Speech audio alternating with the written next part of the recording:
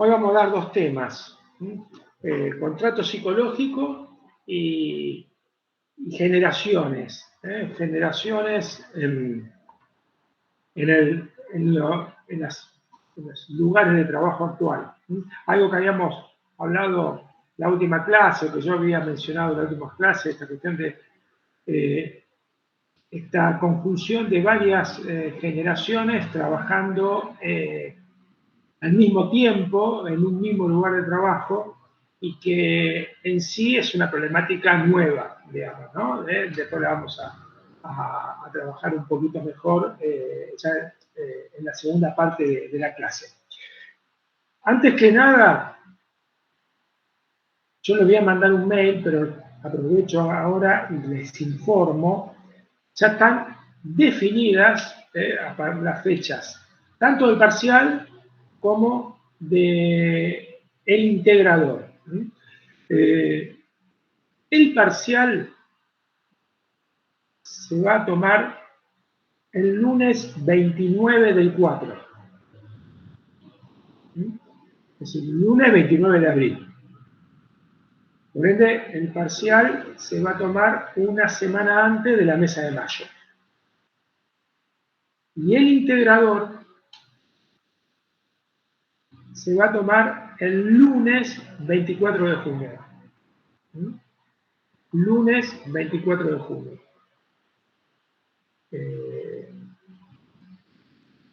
En los dos casos vamos a estar haciéndolo obvio presencial, escrito, y en el mismo horario y en el mismo aula de las clases que estamos desarrollando, más allá de que las clases las estemos desarrollando más de una manera híbrida, pero bueno, al ser presencial, en el aula de los días lunes, que sería el aula D, la que nosotros tenemos. ¿Dudas, preguntas sobre esto u otras cosas? No, profe. Bárbaro. Yo igualmente después comunico a las dos comisiones esta información. Vamos a empezar a compartir y vamos a empezar. ¿Están viendo bien la pantalla? ¿Sin problemas? Sí, se ve bien. Bueno, vamos a empezar con contrato psicológico. Antes de ir a las definiciones, bueno, de autores, como está acá en esta diapositiva, vamos a empezar a hablar en relación a, y con lenguaje contemporáneo, vamos a decirlo así, de esta manera, a qué llamamos contrato psicológico. Primera cuestión, el contrato psicológico siempre se da entre una persona, un sujeto, que sería el empleado, el colaborador, aún prestándole servicio, a lo mejor a una organización, pero sabemos que está definido eso como una relación de dependencia y por ende de empleo, digamos, ¿no? Por ende, por un lado, una de las partes del contrato psicológico siempre es el empleado. La otra parte del contrato psicológico, todo contrato hay dos partes, la otra parte del contrato psicológico siempre es una organización. Siempre es la organización que da empleo. Por ende, la organización que da empleo puede ser una organización pequeña, mediana, grande, multinacional, una organización pública, una organización sin fines de lucro, también. Siempre es una organización. Y por ende, el contrato psicológico siempre va a estar en esta relación y en esta, voy a poner esta palabra, esta tensión entre, por un lado, las expectativas, los deseos, las necesidades de una parte y de la otra. Por ejemplo, cuando hablamos del contrato psicológico, y si lo vemos desde el punto de vista del empleado, ¿no? Lo vemos desde el punto de vista que a lo mejor ustedes hoy tienen lo que están trabajando, bueno, el contrato psicológico lo que tienen hoy definido o se está definiendo con el lugar donde están trabajando, por un lado, tiene la cara y la perspectiva de el que da su mano de obra o el que da su trabajo intelectual a una organización, digamos, ¿no? Y por ende, allí este contrato psicológico se va formando a partir de las expectativas. De las expectativas por un lado, y también por lo que va ocurriendo, y esto que va ocurriendo, si genera una coincidencia, digamos, con estas expectativas, con lo que uno esperaba, si no coincide con lo que uno esperaba, o en algunos casos, ¿por qué no?, si supera las expectativas que uno esperaba. En consecuencia, primera cuestión a tener en cuenta, el contrato psicológico, cuando hablamos de las percepciones y las expectativas, ya estas son anteriores a cualquier contrato. ¿Qué quiero decir con esto? Y acá piensen ustedes en su situación, por supuesto en los que han tenido una experiencia de trabajo, en su situación inicial y por ende anterior a conseguir y empezar a trabajar, digamos, ¿no? Es decir, ya el hecho mismo de decir, bueno, quiero buscar trabajo como mi primer trabajo como estudiante avanzado en licenciatura de administración, ya yo tengo una idea. Cada uno tiene una idea. Una idea, uno podría decir lo que sería el ideal, digamos, ¿no? Lo que sería el ideal, lo que sería un ideal, uno podría decir, apuntando a lo máximo, un ideal medio y un ideal de, voy a decir, como mínimo esperaría esto, digamos, ¿no? Casi siempre, obvio, no muchas veces así formulado claramente, pero uno tiene en la cabeza la idea de, primero, en dónde, qué tipo de trabajo, qué actividad, hasta qué distancia tendría del trabajo, qué tipo de clima le gustaría mejor, es decir, se sentiría más cómodo, con qué tipo de jefes. Todas esas cuestiones, insisto, no es que uno, si bien en algunos casos puede pasar, pero más en el primer trabajo no es que uno lo tenga súper claro, pero en sí son cuestiones que implícitamente uno las tiene en cuenta, digamos, ¿no? Por ende, cuando hablamos de contrato psicológico, hablamos de expectativas, estas son previas a cualquier relación. Ahora, si nos vamos del lado del empleador, bueno, el empleador también pasa lo mismo. Es decir, la organización que me va a contratar, o vamos a decir, que está buscando, y por ende tiene una necesidad de contratar y de sumar un colaborador a la organización, también tiene cierta expectativa. También tiene cierto, vamos a decirlo así, ideal de lo que busca para, digamos, ¿no? Para ese puesto, para esa área.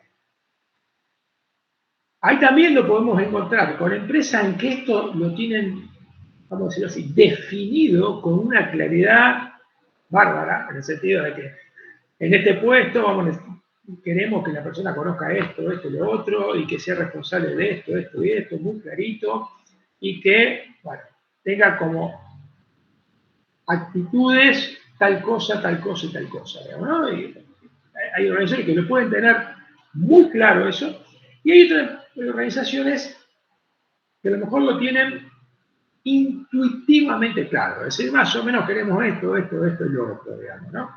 Bueno, uno podría decir que el contrato psicológico ya empieza antes de la relación.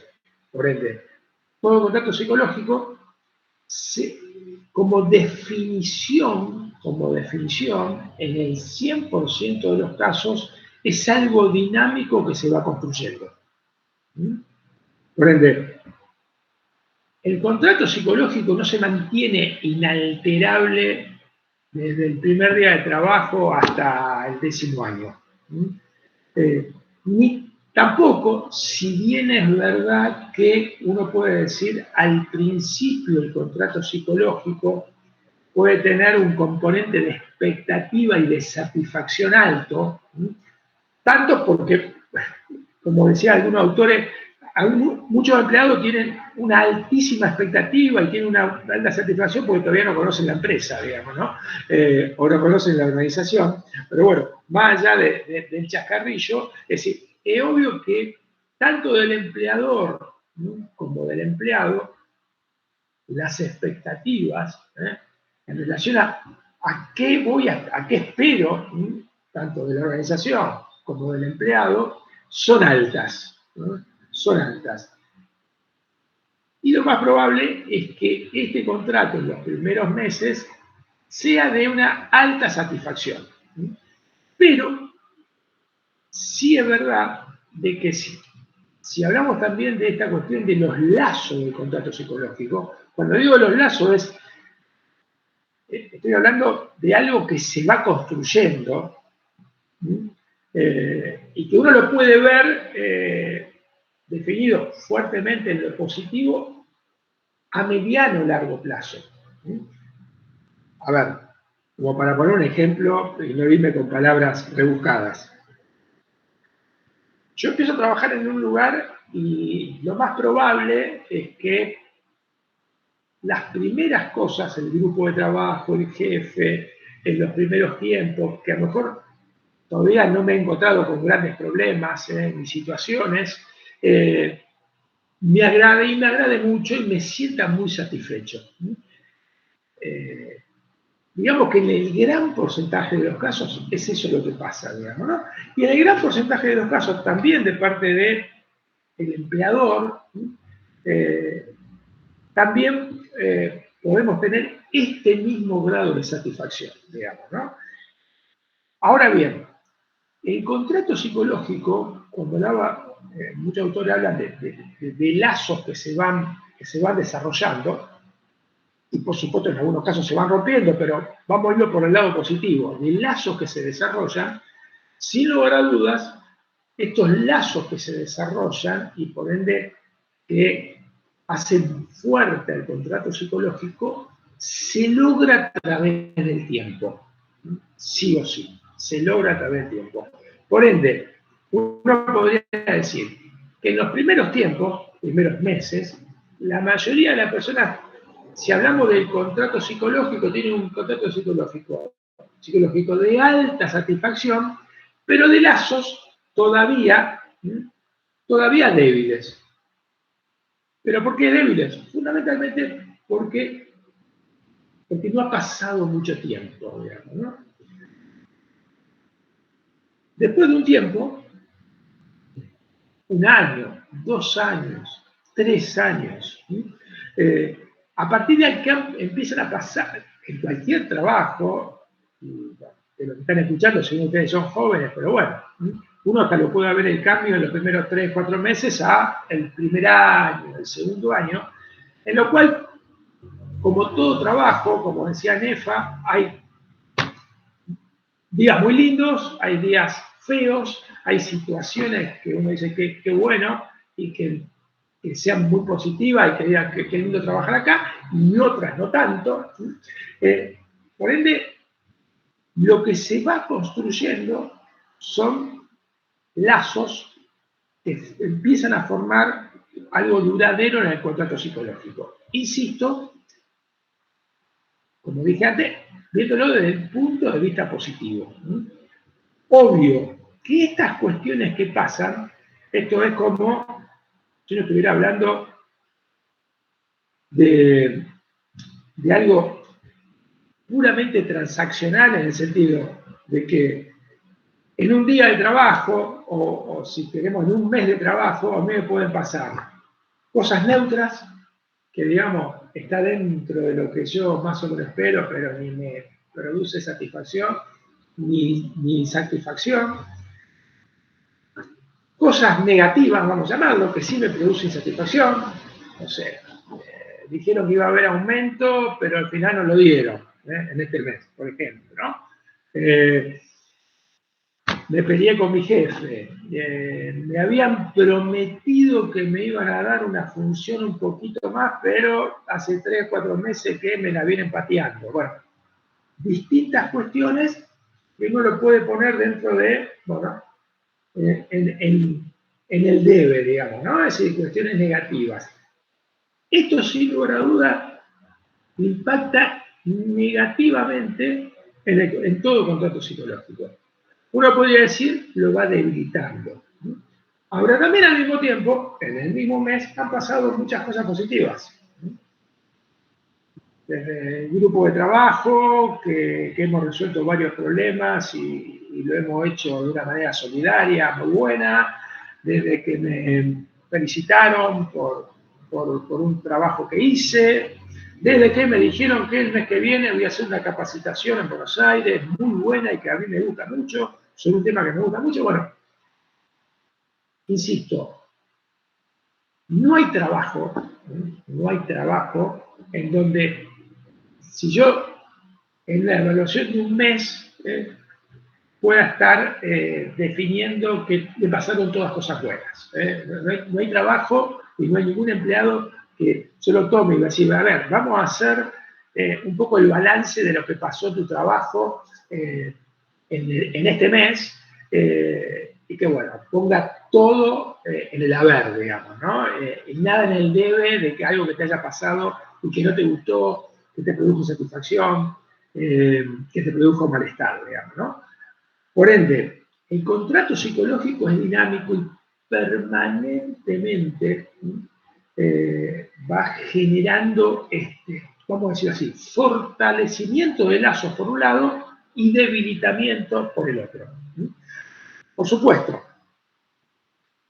estas cosas que refuerzan y estas cosas que debilitan, o estas cosas que son negativas y estas cosas que son positivas, o estas cosas que producen malestar y las otras que producen satisfacción, hay algunos momentos y algunos puntos que producen o alta satisfacción o altísimo malestar, digamos, ¿no?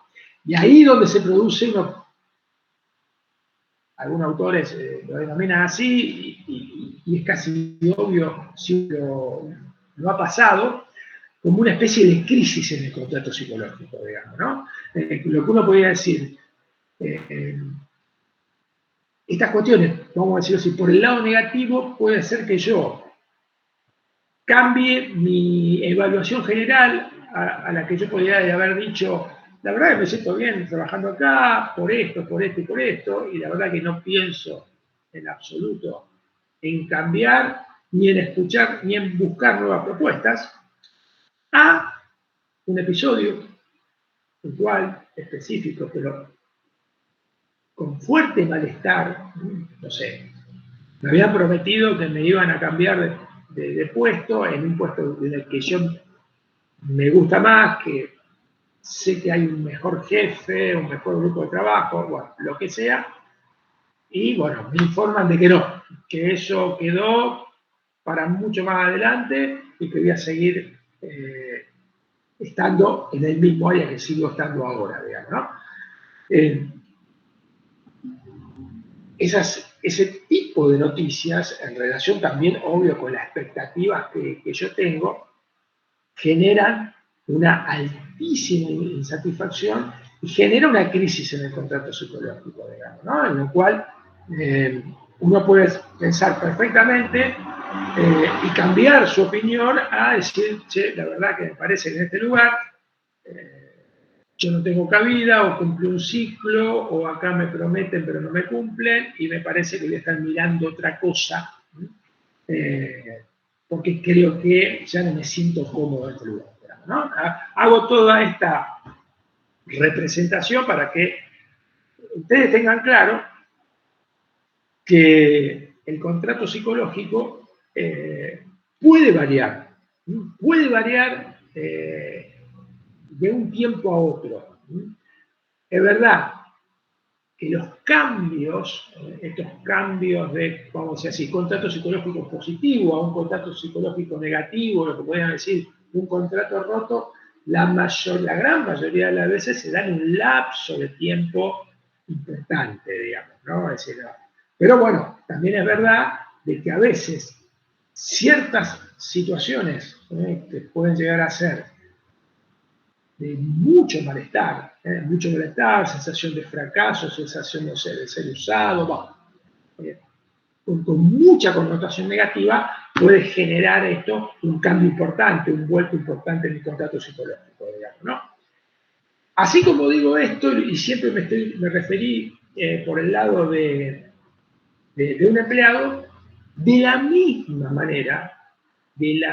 manera ocurre del otro lado, del lado de las organizaciones.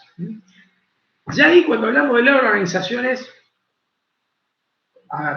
muchas veces nosotros ponemos la organización con mayúscula, pero esto en todo contrato se corporiza en 2, 3, 4 personas.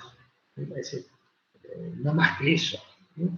Insisto, cuando digo se corporiza es que del lado de la organización, donde yo digo también hay expectativas, también hay satisfacción, también hay insatisfacción o malestar, lo que sienten esto, no es la organización como título, sino son personas. La mayoría de las veces, estas personas están corporizadas en el superior inmediato de este colaborador, en algunos casos el superior del superior, que también tiene contacto con el colaborador. En muchos casos se corporiza también en lo que uno podría decir el gerente de recursos humanos, o más que nada el área de recursos humanos. ¿Pero por qué digo el área de recursos humanos? Porque allí allí es donde tiene entidad o se le da entidad a todo lo que tenga que ver con las políticas con el personal, digamos, ¿no? Es decir, y todo lo que tenga que ver con las reglas, los procederes y los hábitos que hay con el personal acerca de reglamento, rigidez o flexibilidad. Es decir, esas cuestiones también son muy importantes y forman parte del contrato psicológico y forman parte de lo que sería esta otra parte que vamos a llamar con mayúsculas la organización, digamos, ¿no? Insisto con esto, ¿por qué digo la gestión de recursos humanos? Porque la gestión de recursos humanos es la que administra y diseña muchos procesos que impactan acá, que impactan a las personas y por ende impactan en el contrato psicológico. Diseña y administra el sistema de remuneración, es decir, cómo se le va a pagar, diseña y administra los sistemas de incentivo y de reconocimiento, diseña y administra los sistemas de beneficios, diseña y administra todo lo que va a ser los sistemas de evaluación del desempeño de las personas y a partir de esa información de la evaluación tomar decisiones, es decir, mandar a capacitar, desarrollar a las personas con nuevos desafíos, bueno, muchas otras cuestiones que sin lugar a dudas impactan. Bueno, obvio que todo lo que tenga que ver con la comunicación, todo lo que tenga que ver con el tipo de liderazgo, bueno, hay un montón de cuestiones que, insisto, por la duda, yo pongo el área de recursos humanos no porque sea la 100% responsable de todo esto, porque muchas de estas cosas también la utilizan y la administran los líderes, digamos, ¿no? Este jefe que yo dije, el jefe directo de cada empleado, y el jefe del jefe muchas veces, digamos, ¿no? Pero sí es verdad que todas estas cosas, lo voy a poner como en los extremos, si funcionan medianamente bien, van a aportar mucho a que la gente esté motivada, esté incentivada y por ende tenga alta satisfacción en el lugar de trabajo. Y por ende, alta satisfacción en el lugar de trabajo es un contrato psicológico fuerte. Es así. Puede haber alguna excepción a la regla, pero eso, excepciones. Si eso funciona, hay una alta satisfacción y por ende un contrato psicológico fuerte. Vámonos para el otro lado, es decir, para el contrario, si no funciona, si uno está en desacuerdo con lo que se paga, en desacuerdo con los sistemas de incentivos, en desacuerdo porque son arbitrarios, inequitativos los beneficios que se dan, en desacuerdo porque hay reglas muy inflexibles, muy rígidas, inflexibles, y que verdaderamente no están a tono con lo que se ve en otras organizaciones. Bueno, por eso, si vamos del lado negativo, y todas estas actividades que yo dije impactan negativamente, claramente va a haber una baja satisfacción de los empleados y por ende, con total seguridad, un contrato psicológico débil. Débil de parte de la mayoría de los empleados en la organización. ¿No? Por ende, para cualquier organización, cuando hablamos de contratos psicológicos, todas las organizaciones lo vinculan, y bien vinculado con, bueno, ¿qué tan satisfechas están las personas dentro de la organización? Podríamos poner satisfechas, podríamos poner motivadas, podríamos poner incentivadas, realizadas, una palabra quizá un poquito más fuerte, digamos, pero podríamos ponerlo. Y por ende, las organizaciones, ya desde hace 20, 30 años esta parte, una de las cuestiones que exploran tiene que ver con esto, digamos, ¿no? Es decir, ¿cómo está la satisfacción de las personas? Y es más, explorarla a nivel general, pero también explorarla a nivel particular. Es decir, ¿cómo está la satisfacción de la persona con respecto a la remuneración? ¿Cómo está la satisfacción de la persona con respecto al clima con el jefe? ¿Cómo está la satisfacción de la persona con respecto al clima con los compañeros? ¿Cómo está la satisfacción de las personas con respecto a las actividades que tiene la organización dentro del trabajo y fuera del trabajo? Bueno, y así varios ítems y temas más, digamos, ¿no?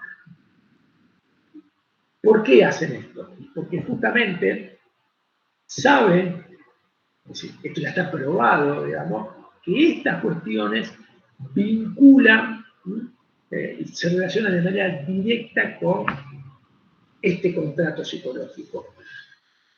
Y si hablamos de tener un contrato psicológico fuerte, seguramente hablamos, es decir, o lo que indica un contrato psicológico fuerte es que la persona, por un lado, va a estar fuertemente, y eso es la palabra, comprometida con la organización.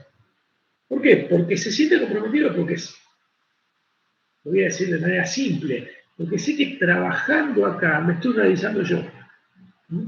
Me estoy realizando, me gusta, es decir, la experiencia es rica, yo aprendo, me estoy formando. Por ende, esos son los criterios de compromiso, digamos, ¿no? Y al mismo tiempo, si es que esto estoy logrando acá, lo más probable es que no voy a estar buscando otra cosa. Que en esto, si lo llevamos a las posiciones que las organizaciones pueden denominar o identificar como claves, por ejemplo, las personas que están en posiciones claves para la relación, o también personas que no están en posiciones claves, pero que la organización la ha evaluado como personas con potencial para ocupar posiciones claves en un futuro de mediano a cercano, sin lugar a duda, una de las cuestiones que tratan de las organizaciones retener ese talento, digamos, ¿no?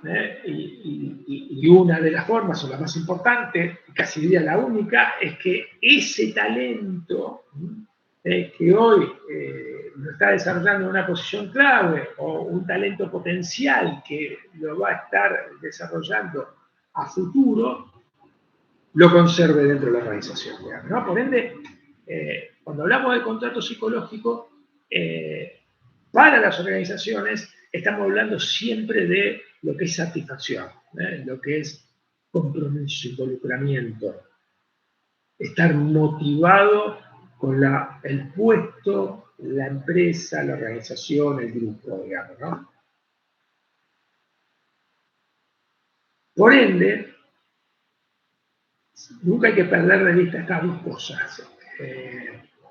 Que por un lado, la organización, cualquier organización, sí o sí tiene que trabajar a nivel general para tratar de tener un contrato psicológico, por ende, un sistema en donde la mayoría de las personas estén satisfechas con su trabajo, con las relaciones, con el modo de trabajar, pero también sabiendo que el contrato psicológico es persona a persona.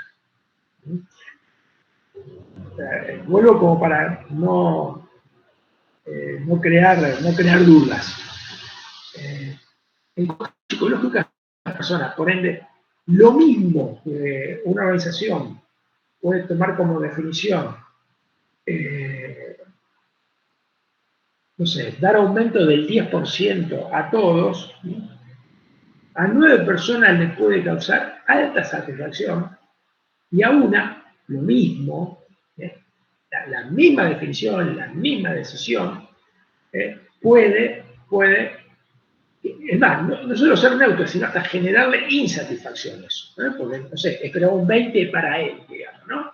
En consecuencia, la organización, toda organización tiene que trabajar en estos dos niveles.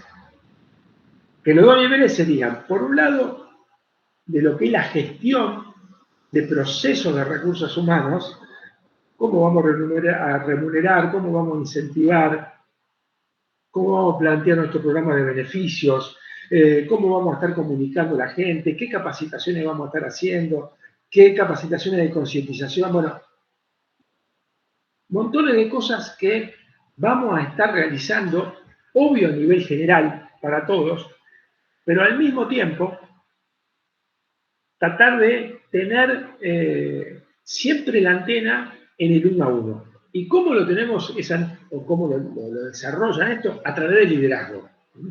Cuando digo a través del liderazgo, es decir, que cada jefe, que tiene 3, 4, 5, 10 personas a cargo, tenga ese termómetro casi permanente de cómo están las personas. ¿Qué le cayó mal? ¿Qué le cae bien? ¿Cuáles son las cosas que a esta persona, a Juan Pérez, le agrada o le impacta de manera más importante en su satisfacción? Y cuáles otras cosas, la verdad que las considera neutra. ¿Qué cosas le molesta de manera muy importante? Insisto, no es que vamos a estar, las organizaciones van a estar haciendo un análisis psicológico de todas las personas y le van a dar lo que quieren a cada uno, ¿no? Pero sí tener en cuenta y tener esa sensibilidad por parte de los líderes, a lo mejor cuando ven a alguien, digamos, de que por alguna razón está con algún malestar, bueno, por un lado indagar, conocer, y por otro lado ver si está la posibilidad de tocar algún resorte que impacte positivamente en la persona, digamos, ¿no? Hoy por hoy, digamos, en las organizaciones de mediana a grande, esto es casi una regla. Una regla para lo que es el liderazgo, una regla para lo que es el desarrollo del buen clima en la organización, y una regla a tener en cuenta para lograr buenos resultados, digamos, ¿no? Por ende uno podría decir, toda organización lo que trata, si bien en ninguna organización ustedes van a ver que van a estar promocionando, trabajamos por un contrato psicológico fuerte con todas las personas, no. Por eso yo asocio siempre contrato psicológico con satisfacción laboral, con gente motivada, con gente comprometida, digamos, ¿no? Pero porque esos conceptos, esas ideas, esas situaciones son las que forman y terminan formando el contrato psicológico y que vienen dándole fuerza al contrato psicológico, digamos, ¿no? Después están nosotros acá vemos 3 autores, en realidad hay algunos más, digamos, ¿no? Pero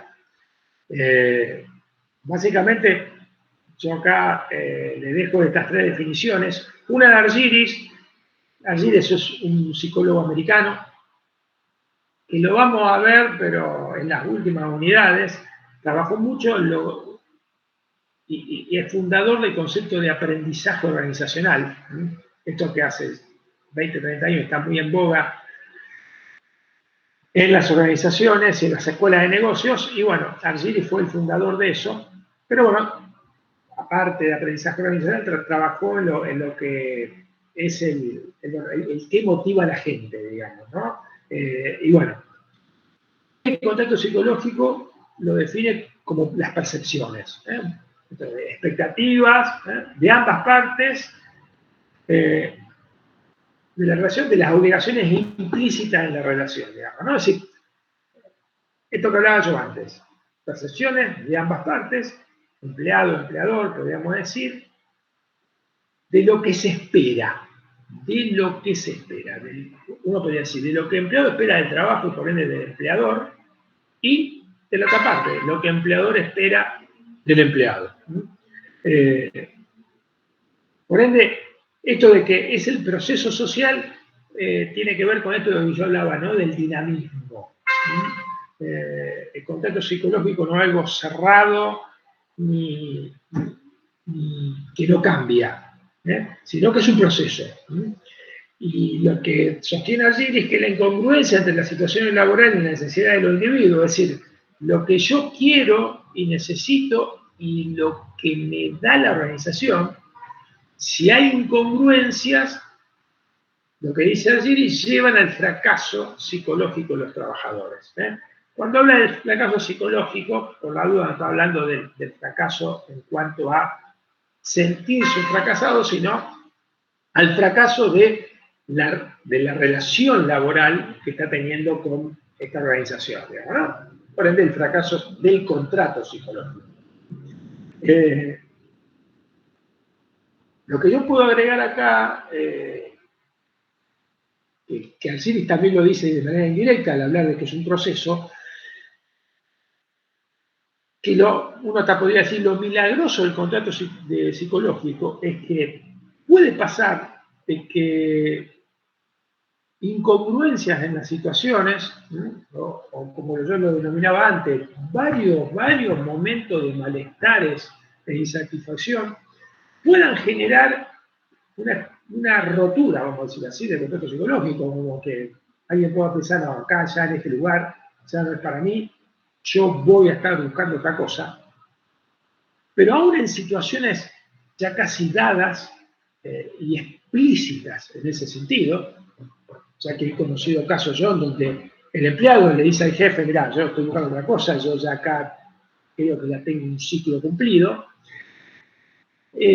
Se pueden dar, es verdad que son las excepciones, pero se pueden dar cambios en el proceso de trabajo, que bueno, me cambien para otro sector, que cambie el jefe y venga otro, que a veces, bueno, también puede pasar que la empresa se venda y la compre otra empresa, o me incluyan en un proyecto, aún haciendo el mismo puesto de trabajo, pero me incluyan en un proyecto en lo cual verdaderamente ahí en ese proyecto yo me encanta el laburo, me encanta el grupo, y por ende se resignifica o vuelve a resignificar el contrato psicológico, Por ende, puede pasar esas cosas también, digamos, ¿no?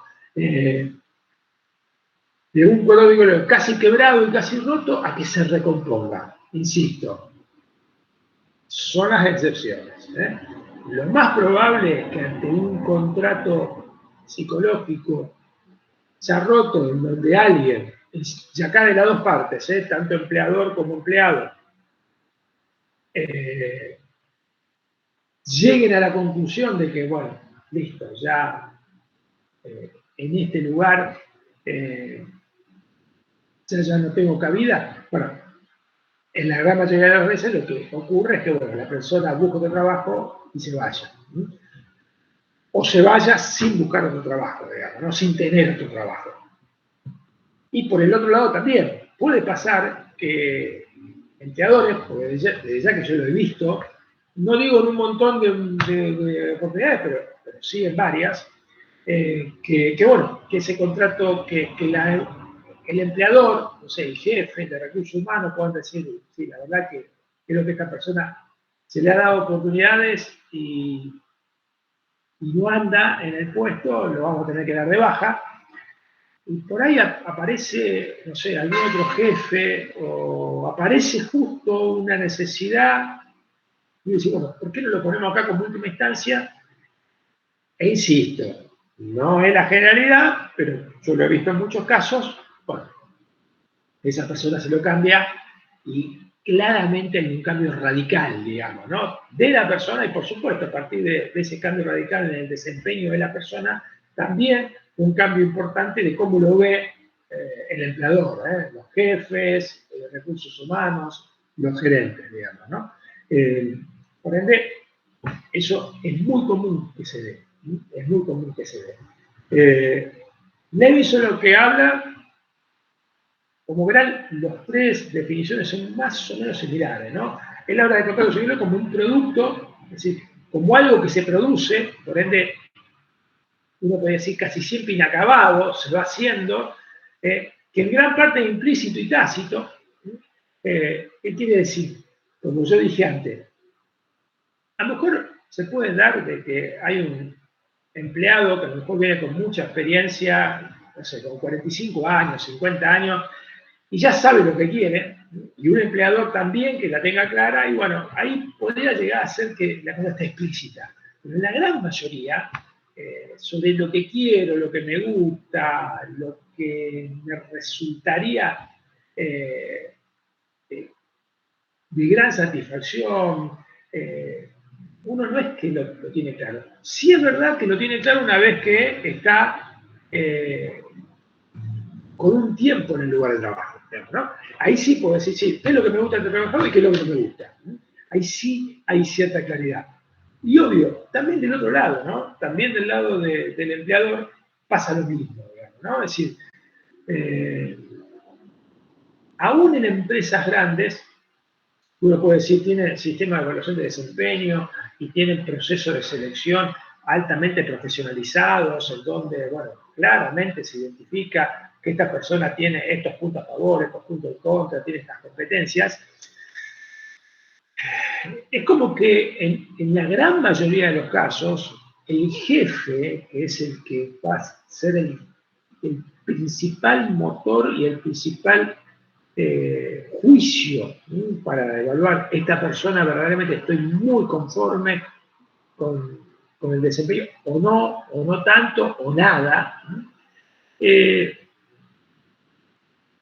No es que tiene claro a priori de esta persona va a ser un valor para la organización. Obvio, le ve algunas cosas, pero después, en el día a día, en las cosas que ocurren, en cómo va resolviendo los problemas, en cómo se va adecuando la persona, digamos, al grupo, al jefe, a la forma que tiene la organización, bueno, ahí se van definiendo un montón de cuestiones que, vuelvo con esto que decía, o van a reforzar este contrato psicológico, por ende va a reforzar las expectativas positivas que tenían, o no. Y obvio que esto que dice Lewison al final es más importante que el contrato legal, sin igual a duda, digamos, ¿no? Porque a ver, alguien puede decir, no es común acá en Argentina, pero sí en otros lugares, cuando hacemos contratos por 2 años para que, no sé, sea el jefe de tal área, digamos, ¿no?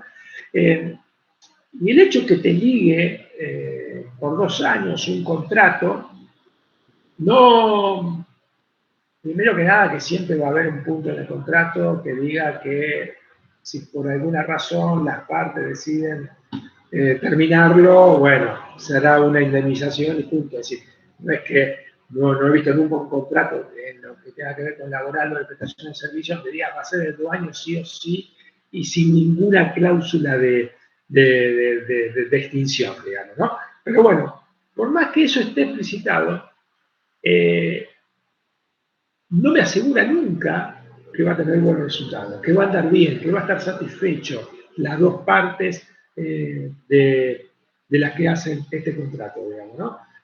Por ende, claramente eso que pase va a tener mucha más importancia, mucho más peso para el presente y para el futuro que lo que se exprime legalmente, digamos, ¿no? Y bueno, y Shane habla también más o menos lo mismo, de expectativas no escritas, que operan en todo momento, esto que decía yo, en el día a día ocurren cosas buenas, cosas malas, que no solo hay expectativas escritas, sino también implícitas sobre lo que deben dar y obtener de la otra parte en la relación laboral. Y por último, ya para terminar con esta diapo, que las expectativas también van cambiando. Voy a decir por algo muy simple y casi pavo, pero uno puede decir, bueno, yo a lo mejor vamos a poner a dinero constante, con un sueldo de 500.000 pesos, yo estoy súper conforme, súper satisfecho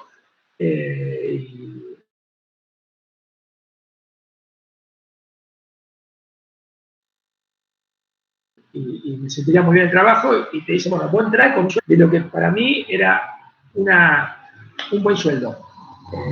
Sin lugar a dudas, yo en eso voy a estar ampliamente satisfecho. Ahora, voy a estar ampliamente satisfecho por un tiempo. Saquemos la inflación, saquemos que no hay inflación.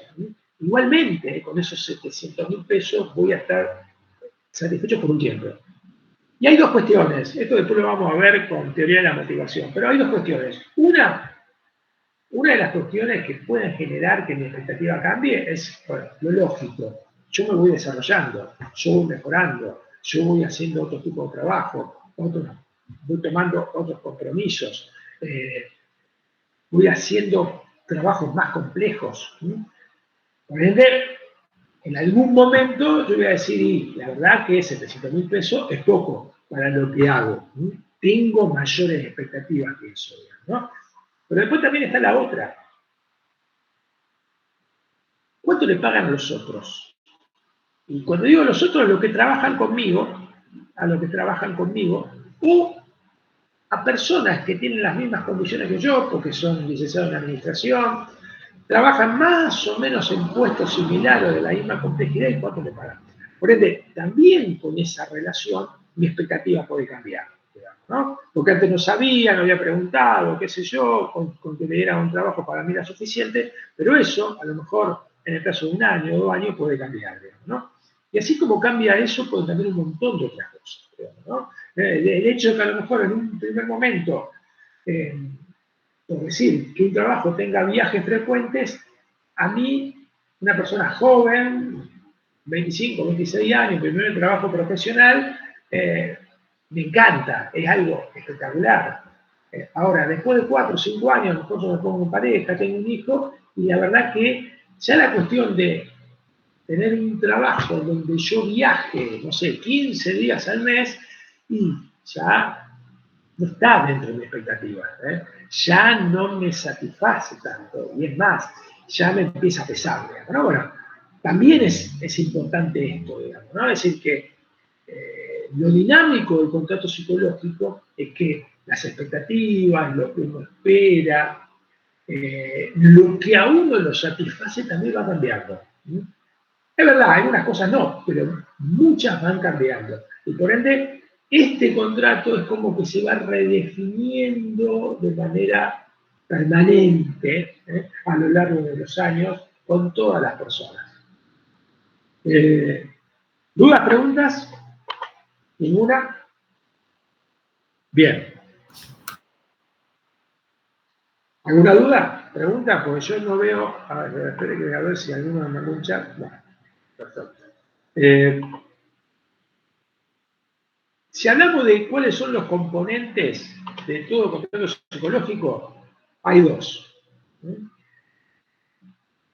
Los autores lo llaman algunos de distintas formas, pero la mayoría coincide con esto. El contrato psicológico está formado por dos tipos de intercambios. Esto que hablábamos. Lo que me da la empresa, lo que da el empleado, lo que me da la empresa. Bueno, estos intercambios, hay intercambios de tipo relacional e intercambios de tipo transaccional. Uno podría decir que los intercambios de tipo transaccional son los más, por poner un nombre, los más explícitos, los más concretos, los que claramente hasta se pueden poner en un contrato. Esos serían los intercambios de tipo transaccional. Por la duda, hay intercambios de tipo transaccional que no están en el contrato, porque si no, los contratos serían de 600 páginas, digamos, ¿no? Pero sí, hasta uno podría decir, uy, hasta se podría poner esto en un contrato, digamos, ¿no? A ver, vamos de lo básico. ¿Cuánto va a ganar una persona por mes? Eso, dentro de lo que hay contrato psicológico, es un intercambio de tipo transaccional. ¿Cuánto y de qué manera va a trabajar la persona en la organización? Es decir, la primera era una obligación del empleador, es decir, bueno, tengo que pagar y nos tenemos que poner de acuerdo, o por lo menos decirte, mira, nosotros te vamos a pagar esto y puedo estar satisfecho de acuerdo con eso, digamos, ¿no? La otra tiene que ver con lo que va a pedir el empleador, es decir, bueno, para, vos, está bien, nosotros te pagamos esto, vos estás de acuerdo, bueno, vos vas a trabajar X cantidad de horas, vas a tener, vamos a poner como se acostumbra ahora, 3 días presenciales de 8 horas con este horario, y 2 días home office, y donde tenés que conectarte de esta manera, de esta manera, de esta manera. Es decir, esas cuestiones pueden estar perfectamente definidas, explicitadas. Como le dije antes, hasta lo podés poner en un contrato, pero no es que tenés que estar contactando, tenés que contactar por Microsoft Teams todos los días a las 8 de la mañana. Es decir, no va a poner eso, pero sí esas cuestiones son transaccionales porque dice, bueno, mira, vos tenés que estar conectado de las 8 hasta las 5. El cómo, de qué manera, qué sé yo, eso usted puede llegar a cambiar, pero el que tenés que estar conectado es algo que tiene que ver con lo que la empresa pide, la empresa, la organización, pide del empleado y espera del empleado, ¿no? Bueno, este tipo de cosas, como así, si la empresa dice te vamos a dar comedor, o te vamos a llevar la vianda cuando hagas home office, si no vamos a hacer cargo de la ropa, si tenés por resultados, tenés un premio a fin de año, bueno, distintas cuestiones, digamos, ¿no? Esos son intercambios de tipo transaccional. Como verán, la mayoría, si uno dice los intercambios de tipo transaccional, la mayoría, no todos, ¿no? Pero la mayoría tiene que ver con aspectos que la organización define para darle al empleado. Y la mayoría son aspectos que la organización define que el empleado tiene que estar cumpliendo reglas, formas, cumpliendo para, bueno, que este contrato se mantenga, ¿no? Obvio que muchas de estas cosas tienen que ver con lo que lo dice la ley de contrato de trabajo, en algunos casos supongamos un convenio colectivo de alguna actividad, pero otras tienen que ver con reglas puntuales y específicas de la empresa, digamos, ¿no? Un código de ética, un reglamento de seguridad, un código de comportamiento, ¿no? Tiene que ver con, a lo mejor, reglamentaciones puras y exclusivamente propias de la organización, ¿no? Ahora bien, ese es uno de los tipos, y desde ya, ¿no? Que cualquier incumplimiento de esto, o cambios de estas cosas, o agregados de alguna de estas cosas, muchas veces por parte de la organización, que no impactan positivamente en el empleado o los empleados, si queremos tomarlo como un colectivo, bueno, puede generar rispideces, digamos, ¿no? Puede generar problemas en el contexto psicológico. Una podría decir que de estos intercambios, si cumplen los dos, seguramente va a haber alta satisfacción de ambos lados. Tanto el empleador va a decir, no, bien, porque cumple con las reglas, cumple con los objetivos, con lo que nosotros esperamos, y tanto también el empleado. Me dijeron que me iba a dar un premio, me lo da, me dijeron lo del club, lo tengo, me dijeron lo de la prepaga, lo tengo, está. Cuando tuve un problema fue y me lo resolvieron. Por ende, esas cuestiones que son acuerdos explícitos definidos de antemano o que se fueron definiendo en el transcurso del contrato, se cumplen perfectamente. Ahora está después lo otro, ¿no? Lo otro que es un poco más soft, es decir, cuando hablamos de intercambios de tipo relacional, hablamos fundamentalmente de relaciones, fundamentalmente de relaciones. Cuando digo relaciones es cómo me llevo con mi jefe, cómo me llevo con el grupo, cómo me llevo con las reglas en sí que a veces genera la organización. A ver, uno podría decir, hay empresas fuertemente competitivas que, bueno, para algunas personas les encanta que sea así, la cultura de la empresa, o ciertas características de la empresa, pero para otras personas no. Y por ende, allí, si bien, obvio, no hay en ningún contrato se dice, nosotros somos competitivos, tenés que ser competitivo como nosotros, obvio que no existe, pero sin lugar a dudas hay ciertas cosas que pueden pasar en la empresa que a uno no le va a cerrar, es decir, no se siente identificado, digamos, ¿no? Esas cosas pueden pasar, digamos, ¿no? Por ende, lo relacional también tiene que ver con lo vivido, es decir, tiene que ver con ese cúmulo de cosas que uno vive en la organización, que va viviendo, insisto, positivas, negativas, positivas, negativas, positivas, negativas, y que genera en algún momento una especie de balance y una especie de juicio de positivo o negativo en general, digamos, ¿no? Por ende, los intercambios de tipo relacional, obvio, no hay cosas concretas. A ver, por la duda, digo. Cosas concretas es decir, a ver, con el jefe, vos, no es que de entrada decimos, mira, vos vas a tener un jefe que es un poco duro, esto, lo otro, pero él nunca te va a sobreexigir, es imposible que eso, primero se definan esos términos y que quede arreglado.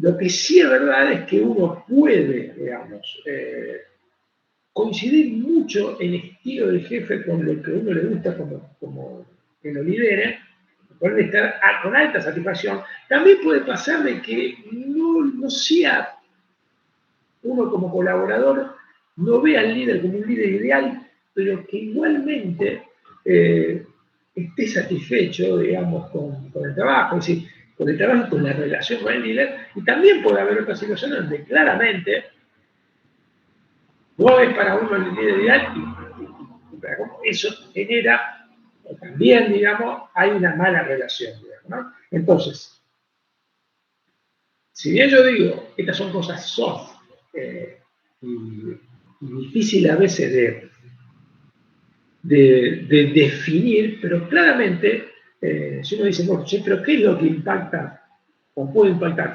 positivamente o negativamente en lo que es los intercambios de tipo relacional? Y la relación con el jefe es una. Claro, la relación entre los compañeros, es decir, cómo usted trabaja como equipo de trabajo, la relación entre las distintas áreas, porque yo puedo tener una muy buena relación con los 2 o 3 compañeros de mi área, pero si después hay una interacción negativa con las áreas que son proveedores y clientes nuestras y nos están diciendo de todo, nos están echando la culpa a lo que pasa, nos echamos la culpa mutuamente, claramente eso es un ruido que genera una debilidad del contrato psicológico. A lo mejor es verdad que de 4 personas que están en el área, a lo mejor 2 son las que no la toleran y terminan diciendo, no, yo me voy de acá, digamos, ¿no? Y para otras 2 personas se adaptan perfectamente o se pueden adaptar perfectamente a esa situación.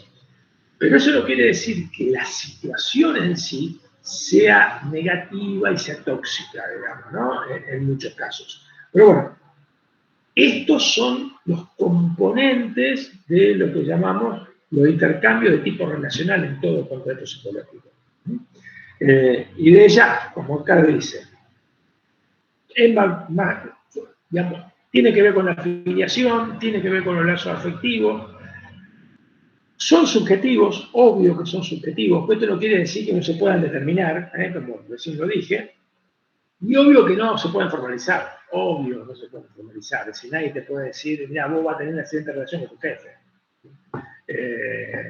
O la otra, che, vos vas a trabajar acá, pero vos vas a tener una excelente relación con tu jefe y tu jefe tiene que ser para vos el mejor jefe del mundo. ¿No? Así, no. Lo digo por el lado satírico, digamos, porque es imposible que eso ocurra. Ahora, volviendo a lo que dije antes, las organizaciones hoy tratan, si bien a veces es difícil trabajarlo, pero sí tratan de testear qué tal andan estas cosas, qué tal andan los intercambios de tipo relacional en la organización.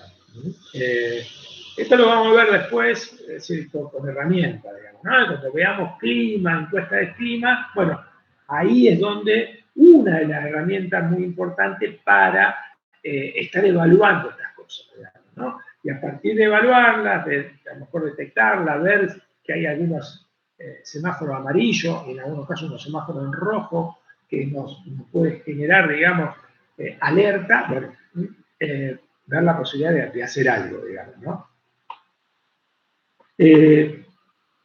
Bueno, y esto, para terminar, digamos, antes de irnos a lo que impacta como contrato psicológico, dentro de los distintos autores hay una autora francesa, Rousseau, que también ella lo hace más esquemático, pero tiene que ver con los distintos tiempos de desarrollo del contrato psicológico. También coincide con esto de que el contrato psicológico se va definiendo como un proceso que es dinámico y que ella dice, el contrato psicológico, como lo mencioné yo antes, ya está presente como expectativa antes del empleo. Y acá se está distintas, en la primera parte, en el primer renglón de la tabla, habla de lo que son expectativas de parte del empleado, y en el segundo renglón, expectativas con respecto a la empresa, digamos, ¿no? O la empresa, la organización. Por ende, antes del empleo, las expectativas son las creencias profesionales o laborales, o lo que uno espera de un trabajo por parte del empleado, y por otro lado, por el lado de la empresa, ella lo denomina normas sociales, pero es bueno. ¿Qué queremos, qué tipo de empleado queremos que se ajuste a lo que nosotros necesitamos, a lo que nosotros tenemos como regla, hábito de trabajo acá? Ella dice, después hay un segundo momento que es reclutamiento, es decir, que ahí es donde el empleador conoce al empleado a través de recursos humanos, a través del jefe que tiene la entrevista, y por supuesto, el empleado, futuro empleado ahí, conoce la organización. Que lo común ahí, que por parte del empleado lo importante es, ella lo llama intercambio de promesas, pero bueno, a ver, ¿qué ofrecen acá? Y por el lado del empleador, es este análisis, esta evaluación que puede hacer el empleador a través de la reclutadora, a través de, no sé, el psicólogo que hace el psicotécnico, a través de los jefes que tuvieron la entrevista, es un poco el pronóstico. Sí, esta persona, creemos que se va a adaptar bien, que conoce bien el trabajo, va a tener un buen desempeño acá. En la tercera etapa, lo que habla Rousseau, es la integración. Uno podría decir, no sé, los primeros 3 meses, los primeros 4, los primeros 6, que en realidad ahí es el chequeo de si esto que me prometieron o que me dijeron, bueno, se cumple, porque a veces uno dice, bueno, mira, voy a ganar más o menos esto y después no se cumple, digamos, no sé, en el primer mes de pago no se cumple. Y de parte de la empresa es ir chequeando, digamos, ¿no? Porque de parte de la empresa, obvio, como yo lo dije, la principal fuente de información es el jefe, pero cualquier empresa, cuando uno hace la evaluación de ingreso, que casi siempre es o a los 3 o a los 6 meses, según si es un puesto administrativo, técnico, de operario, los 3 meses, si es un puesto de profesional, muchas veces se hace los 6 meses. Lo común es que se haga lo que se denomina un feedback 180, que es, bueno, a ver, cómo lo ven los compañeros, cómo lo ven los otros jefes que a lo mejor interactúa con este empleado, cómo lo ven recursos humanos desde, no sé, desde los cursos que estuvo, ¿sí? Tener distintas fuentes de información acerca de la persona, ¿no?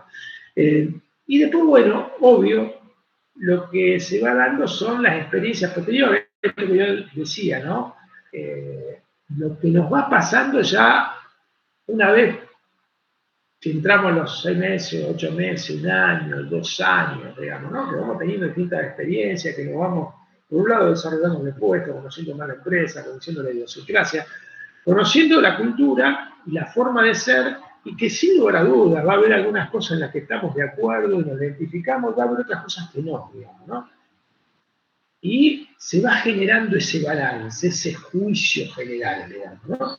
Repito, como acá lo ven ustedes, de parte de las dos, de los dos componentes, empleado y empleador, digamos, ¿no? Y después, lo que habla Rousseau es que, bueno, esto tiene revisiones sucesivas, como yo también lo decía, no sé, podemos hacer una foto a los 3 años y capaz que el empleado está chocho con la empresa y la empresa está chocho con el empleado, digamos, ¿no? Por ende, para la empresa es un alto potencial, es alguien que ya lo tenemos como jefe y quizás en poco tiempo sea gerente, y el empleado se vea como que sí, que acá tengo carrera, desarrollo, estoy conforme con lo que me pagan, me gustan los desafíos que tengo. Pero bueno, hay revisiones sucesivas, porque puede llegar a ser de que después la foto que tomemos a los 5 años sea un empleado que, por H o por B, está renegado, no quiere saber más nada con la empresa porque se siente que no le cumplieron, y del lado de la empresa puede estar diciendo, sí, la verdad que esta persona que tenía una proyección bárbara, pero por esto, ahora, la verdad, estamos pensando más en desvincularlo que mantenerlo en la organización. Puede pasar, ya que pasa frecuentemente, digamos, esta situación, digamos, ¿no? Bueno, por ende,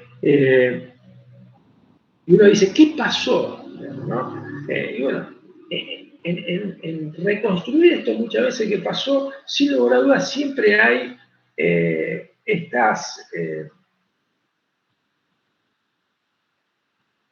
diferencias de expectativas de ambas partes, que a veces, si no son de alguna manera bien trabajadas, o trabajadas muchas veces, ¿no?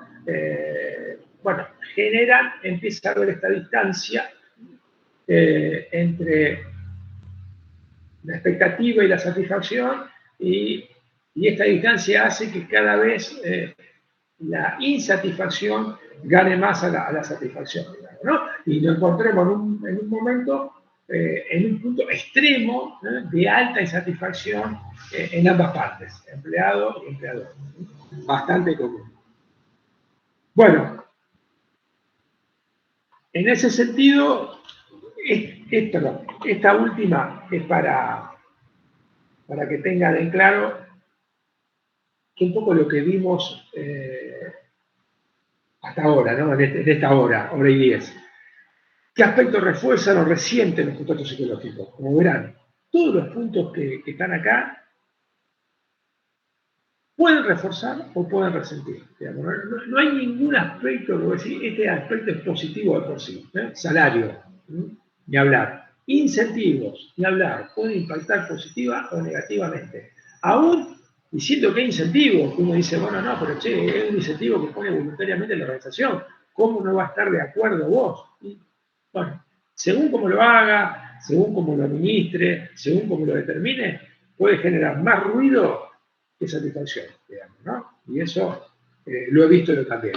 El liderazgo, el estilo del jefe directo, los compromisos asumidos, y por supuesto, si se cumplen, reforzados, si no se cumplen, claramente impactan negativamente. Los valores, por ende, los hábitos que tiene la cultura de cada organización, posibilidades de desarrollo, las respuestas ante alguna necesidad de los empleados, esto refuerza mucho, beneficios, condiciones de trabajo, la percepción de equidad o trato equitativo, la percepción, esto es un tema que después lo vamos a desarrollar un poquito más en clima, cuando trabajemos lo que es clima laboral, pero acá es percepción, que no quiere decir que sea la realidad, pero bueno, una de las cuestiones que tiene que trabajar la organización, más allá de la realidad de, no sé, le pagamos a todos iguales, por decir, es cómo perciben eso los empleados.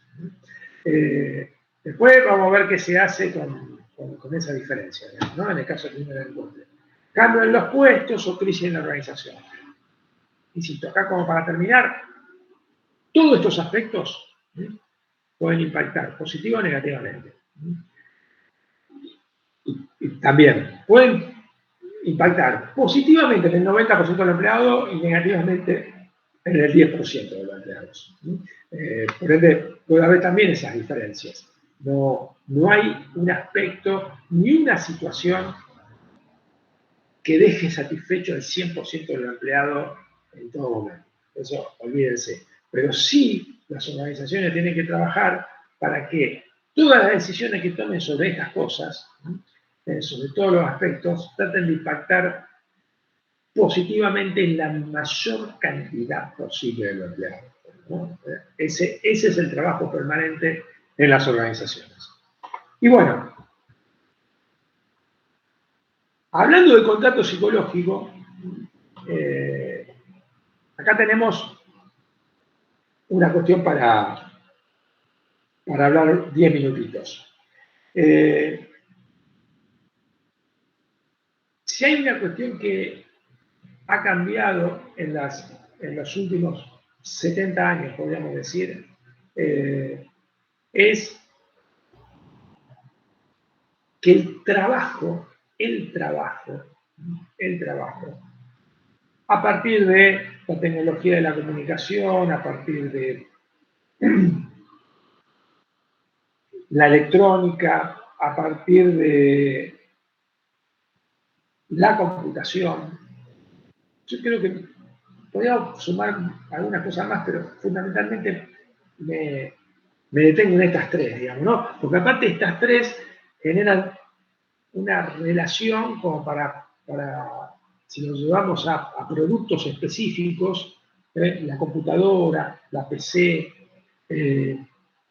todo lo que tenga que ver con los sistemas automáticos industriales, los automatismos industriales, todo lo que tenga que ver con la comunicación y todo lo que tenga que ver con la comunicación portable, desde el celular hasta mandar información de un lugar al otro de manera instantánea, todo eso ha sido una revolución en el mundo del trabajo en los últimos, vamos a decir, 60 años, ¿no?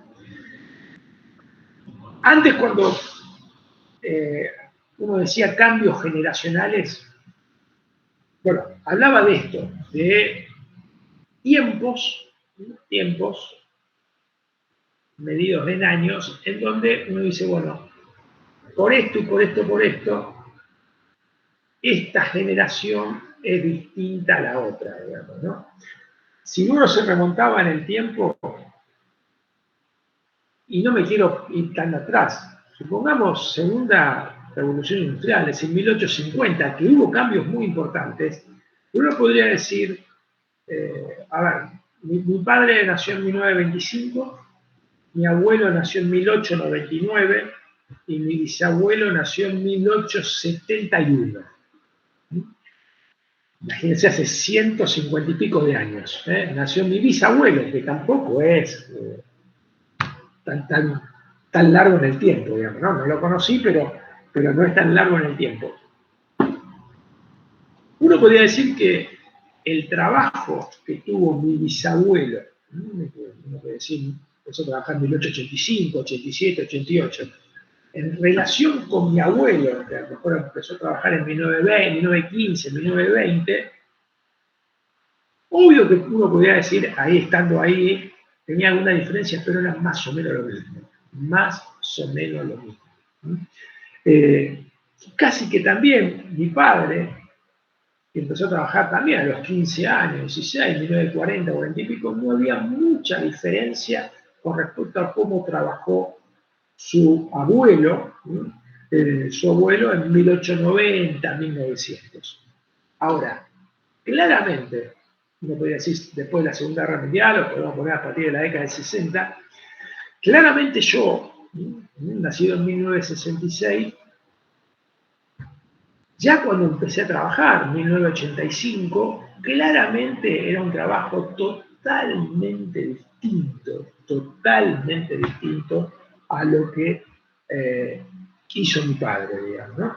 Y claramente mis hijos, que nacieron en 1995 a 2001, 2002, y que empezaban a trabajar 2015, 2020, están en un contexto laboral totalmente distinto, digamos, ¿no? Es decir, lo que era común muchas veces, ¿no? Que el comienzo laboral de un hijo más o menos fuera igual de lo que fue todo el desarrollo laboral de trabajo en cuanto a contexto del padre, bueno, desde hace 50, 60 años se rompió, digamos, ¿no? Y eso hizo que los ciclos generacionales se hicieran más pequeños, ¿eh? Lo que antes se contaba en 50, 60 años, un cambio importante de contexto de trabajo, ahora en 15, 20, esto cambia, digamos, ¿no? Y por ende, hoy, acá ustedes tienen tres generaciones, Baby Boomer, Generación X, Generación Y, o Millennials, digamos, llamados así. Bueno, acá le falta los Centennials, le faltan los que nacieron entre el 94, 95 a 2010, porque siempre estamos hablando de gente que ingresa en el trabajo, digamos, ¿no? Por ende, gente que nació 2000, 1998, 2000, 2001, 2002 y ya están trabajando ahora, esos serían los Centennials, digamos, ¿no? En ese sentido, los baby boomers hoy ya no están, digamos, en la empresa, salvo alguno que tenga 65, 66 años, ¿no? Pero sí, en cualquier organización puede estar la generación X, yo la represento, porque nací justo en 1966. Por la duda, la cuestión de los años es arbitrario, ya que distintos autores tienen algunos años más, algunos años menos, ponen la banda de años entre las distintas generaciones, digamos, ¿no? Pero bueno, en sí los baby boomers eran fundamentalmente los que después de la Segunda Guerra Mundial, imagínense, nacido en 1940, empezamos a trabajar en 1970.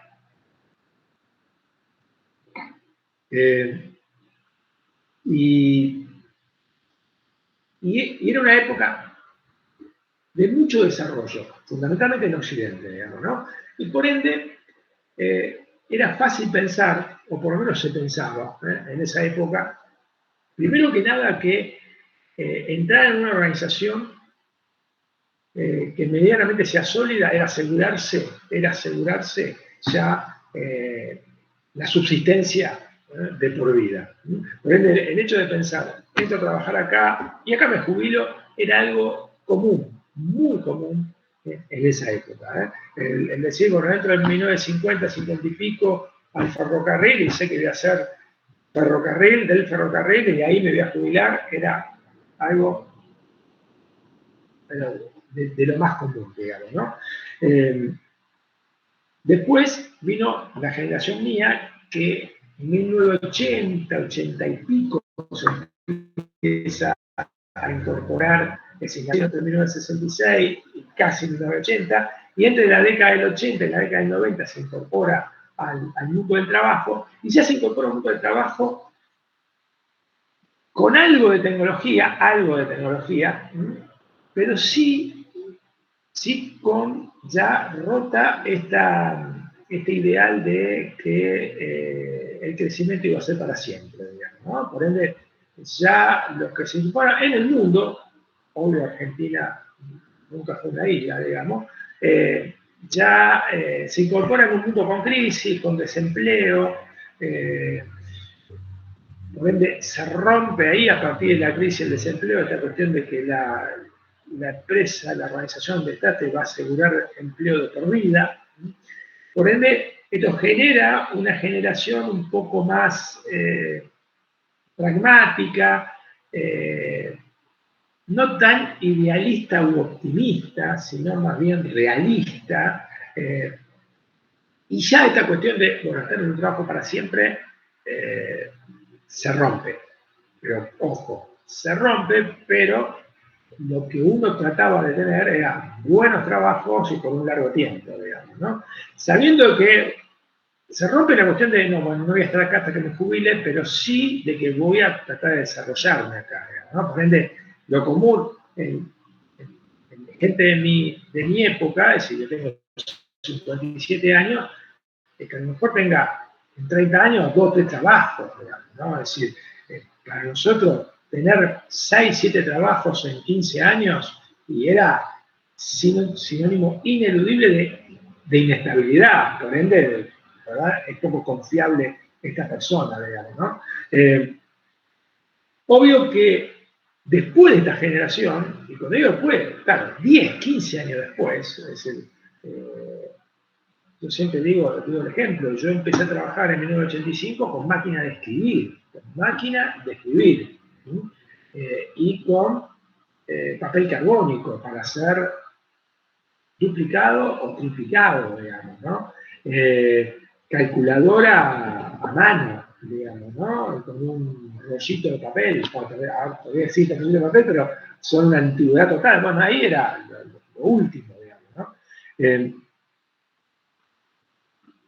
Y en 10 años, entre el 85, el 95 y el 96, ya estábamos trabajando con las computadoras, digamos, ¿no? Ya estábamos trabajando con las computadoras, ya empezaba a aparecer esto que era la web, que estábamos como 2 o 3 minutos para conectarnos, vía telefónica, pero bueno, si ya el teléfono de larga distancia era algo totalmente común, insisto, no lo era en 1980, y para colmo después, 5 o 6 años después, en el 2000-2001, empiezan los celulares, digamos, ¿no? Y con todo esto que empezó a aparecer en ese aparatito portable, que hoy lo tenemos casi adherido a nuestro cuerpo las 24 horas del día, digamos, ¿no?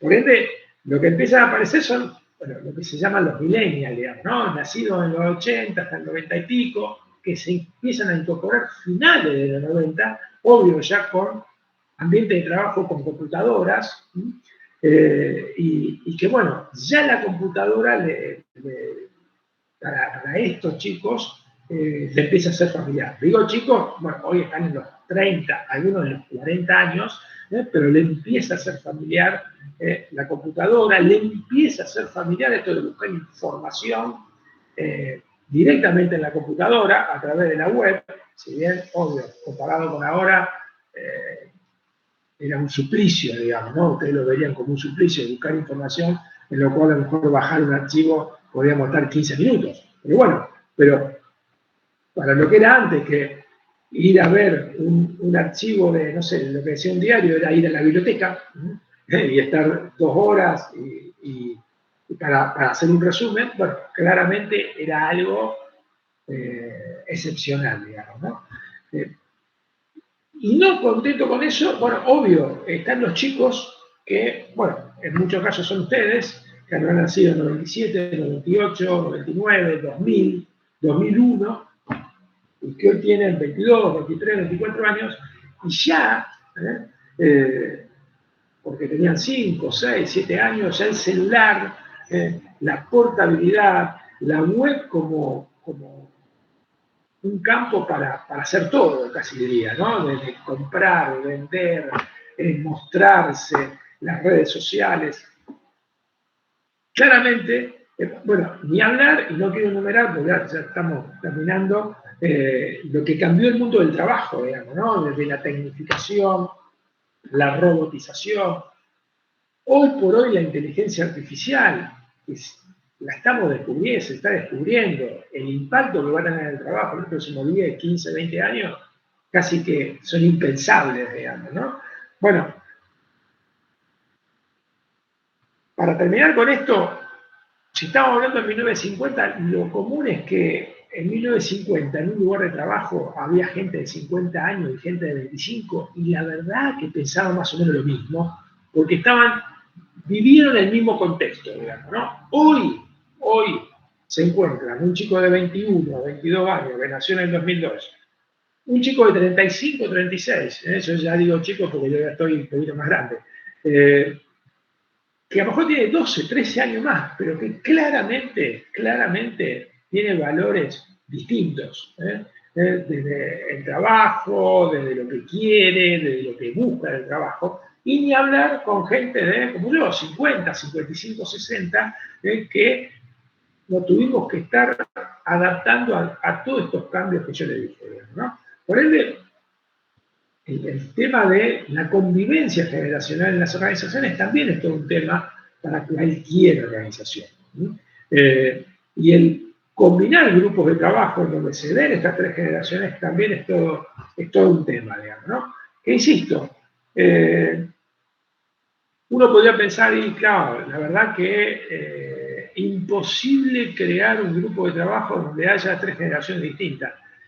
Y yo, que lo he visto, obvio, en muchos casos, o por lo menos al principio, encontrarle la vuelta no es fácil, pero muchas veces se da una sinergia muy positiva en esta mezcla de, por un lado, experiencia y apertura, y por otro lado, esta inteligencia intuitiva que tienen ustedes, y a veces esta forma de ver las cosas totalmente distinta en lo que es el mundo del trabajo, de cómo la vemos nosotros, y que sin entrar en juicios y tratar de encontrar lo mejor, digamos, en cada caso para el problema a resolver, muchas veces me he encontrado con grupos de trabajo, como le llamamos en algunas organizaciones, multigeneración, pero altamente productivos. Pero no solo altamente productivos, sino con fuertes lazos, de relación de equipo, insisto, entre gente de 60 y gente de 22 años, ¿no? Se puede. Fácil no es, pero sin lugar a dudas se puede. Bueno, también es uno de los desafíos que tienen las organizaciones hoy, y la van a tener en el futuro, porque bueno, ustedes hoy son en algunos casos, los chicos más jóvenes que están en una organización. Pero bueno, dentro de 20 años seguramente van a tener que compartir, y va a haber una o 2 generaciones más jóvenes que ustedes.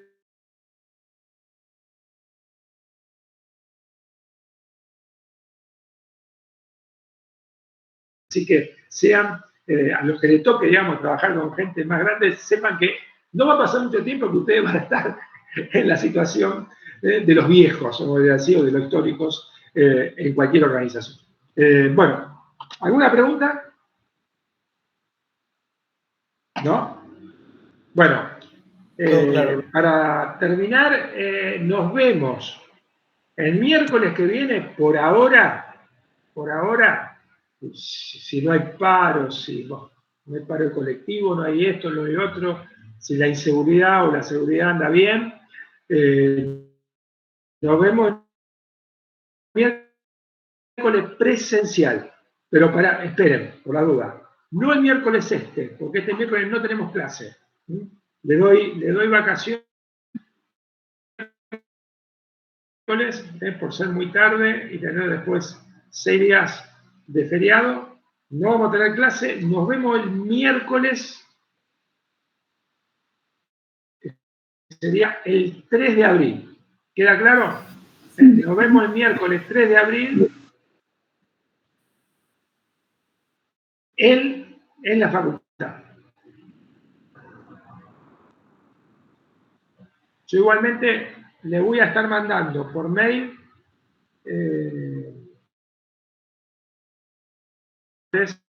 si pasado mañana, lo que tiene que ver con esto que informé yo sobre el parcial y el integrador, y también con la apertura del primer práctico para que, bueno, aprovechen estos días y lo vayan haciendo.